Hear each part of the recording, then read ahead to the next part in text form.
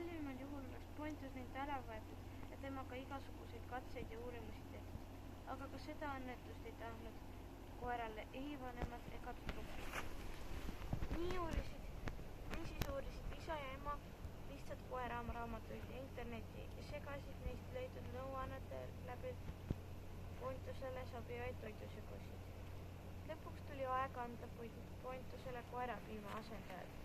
Pontus oli nüüd väga karvapall, kes muutub päev-päevalt abipiimaks. Tüdrukud tegid talle puukasti pehme pesa ja panid maadratsi alla kuuma veepudeli, et kutsikal külm ei hakkaks. Pontus pidi söötma iga 3 tunni tagant väikesest ruudipudelist. Mis muutub, kui Pontus täiesti tillukeseks jääb? Juuris Jenni lõpuks emal suure küsimuse küsida. Ma mõtlen, et kui ta jääb nii väikeseks, et enam väiksemaks minna ei saa. Ema uhkas ja vaatas elalt Pontus, kes nohises vaikselt oma pesas. Ilmad nii ja kõrvakesed tiledalt vastu peale. Ma tõesti ei tea, vastas ta mureliku naeruga seda. Võib-olla Pontus siis kuidagi mitte sünnib.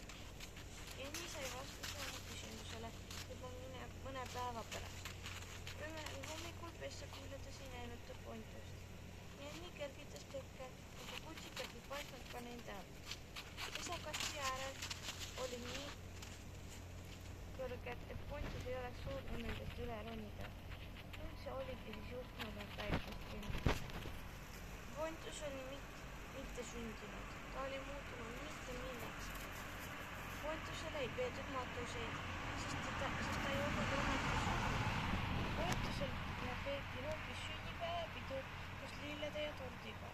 Palju õnne sünnipäevaks soovisid Anni ja Jenni koerakujulised tordid küünlaid puhudes.